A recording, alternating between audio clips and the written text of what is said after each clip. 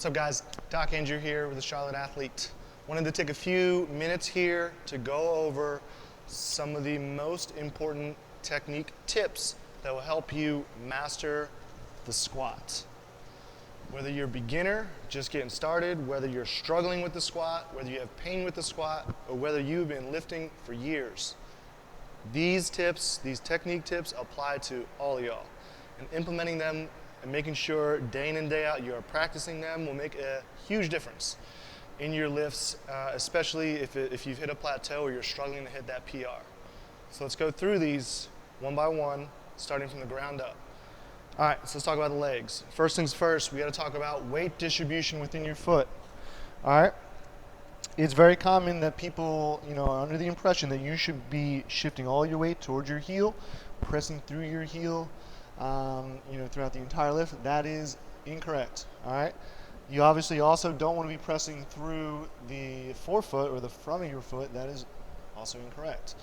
The goal is more midfoot, but in reality, you want full contact at all points in your foot, pressing through the ground to keep your weight centered as you go, as you press the weight upwards. So what I like to think about is what's known as the tripod stance. You have a point right in the center of your heel, you have a point right before your pinky toe, and a point right before your big toe. If you were to draw lines between these 3 points, you want to try to focus in on distributing your weight evenly within those 3 points, all right, which is going to place most of your weight right in the center or right in the midfoot. That is very important. All right, number 2, let's talk about squat width, or how close or far apart your feet are. Now, there's going to be slight variability. Everyone's born slightly different in terms of how their hips are shaped, but in general, I would say 9 times out of 10, your feet should be just beyond hip width, right about shoulder width apart. Okay? Some folks may be a touch wider, but you should not be out here like this.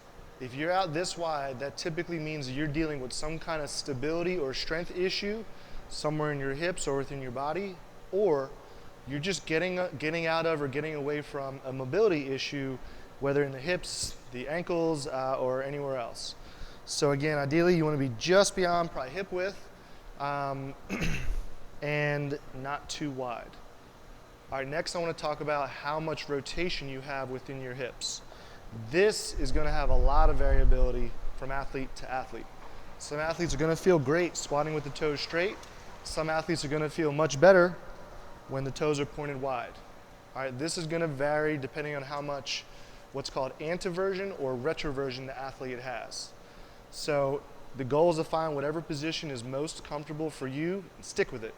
For example, for me, I cannot squat with my feet straight. I need to be slightly out, and that is because I am what's known as retroverted.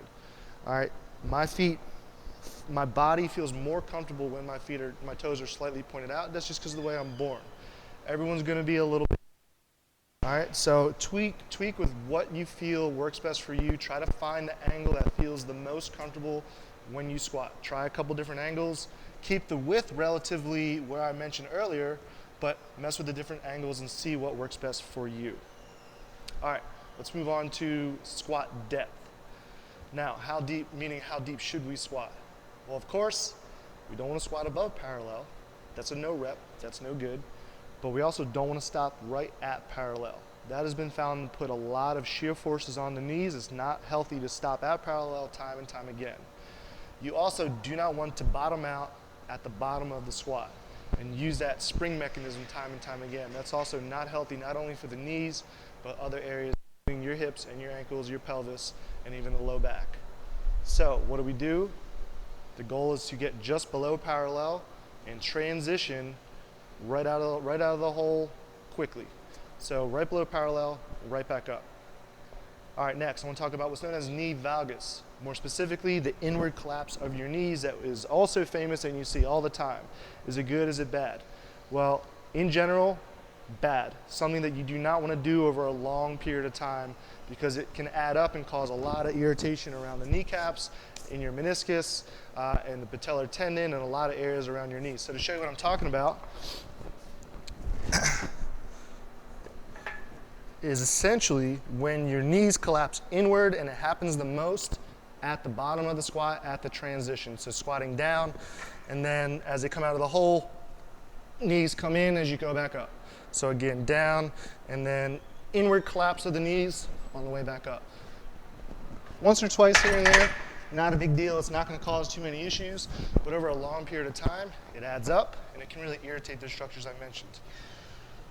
Keep the knees in line with the ankles and the hips, or even slightly outward. Try your best not to let them collapse inward. That's a whole nother topic, whole nother video as to why they do that. Typically, it's lateral hip strength, which causes poor movement patterns. We can dive into that at a later date. For now, pay attention to your knees. Don't let them dive inward. All right, next, let's move on to the upper body, starting with bar positioning. There's a high bar and a low bar squat bar positioning. For the purposes of this video, we're gonna stick with just the high bar squat because that's the most common, and I wanna talk about the number one flaw that I see, and it's just simply the barbell is too high on the back. So you do not want that barbell to be in your neck. All right, ideally, you wanna be just above the shoulder blades. There's a shelf at that point right over your upper traps, and that is where the bar should sit. It should not be all the way up there on your neck. Remember, the number one goal with squatting is to be efficient, for the bar to go straight down and come straight back up. A lot of these upper body cues that I'm going to talk about play a major role and influence how much you feel like you're dumping forward or how much you feel your weight shifting under your toes when you squat. Bar positioning is a big one. Keep it just above the shoulder blades, not on the shoulder blades, right on that shelf. Number two, with regards to the upper body, is your gaze, or where your eyes are looking, which is going to influence the positioning of your head. So,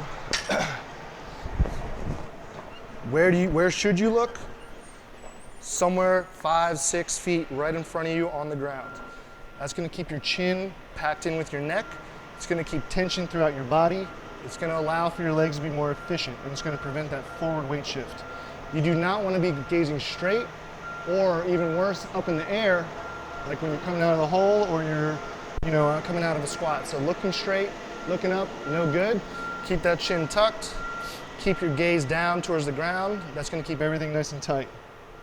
All right, moving on to the elbows. We'll just keep the bar on my back for this. Putting the elbows back or pointing them back is again going to set yourself up for failure. It's going to allow your weight to really want to shift forward as you're transitioning out of the hole. So keep those elbows nice and tight, close to your body. Same thing with the wrists. You do not want to extend the wrists. You don't want them to be pointing backwards like this. That's going to increase the chance that the bar shifts forward on your, with regards to your weight. It's going to increase the chance of your elbows flare. It's going to set you up for failure. So keep those wrists neutral. Keep those elbows in tight. Keep your gaze right in front of you. And to put it all together, it looks something like this. You're here, straight down, right below parallel, straight back up. You want that really efficient, straight down, straight up bar path, okay? To recap real quick, weight distribution within your foot, tripod stance. You want your width to be comfortable, not too wide though, generally right beyond right beyond hip width, at about shoulder width is where you want. Next is the amount of rotation you have in your feet. Find what works best for you. Everyone's gonna be slightly different. What you want to pay attention to with that is asymmetry, meaning if one foot is pointing more out to the side or straighter as compared to the other side. That's something you want to look at more closely. Next is squat depth. You want to go just below parallel. Do not want to bottom out at the very bottom. That's not healthy for the low back. That can cause that butt wink, among other issues. You also don't want to stop at parallel. You want to hit just below parallel and then transition right back up. Next is valgus, or the inward collapse of the knees. Do not let your knees collapse inward at any point during the squat. Keep them in line with your toes and your hips, or even slightly push them out as you go down and up, okay? Moving on to the upper body, you want the bar to be placed in the high bar squat position just above the shoulder blades, but not on the neck. You want the gaze to be 5 feet in front of you on the floor. Keep the chin tight with your neck. You want the elbows to stay tight on the body. You do not want to flare them out. You don't want to extend the wrists, okay? All that upper body positioning plays a major role with that forward falling feeling when you're transitioning up and down throughout the squat. All right, guys, implement these. Let me know how it goes. They're gonna make a huge difference. Hopefully they'll get you to that elusive PR. Catch y'all next time.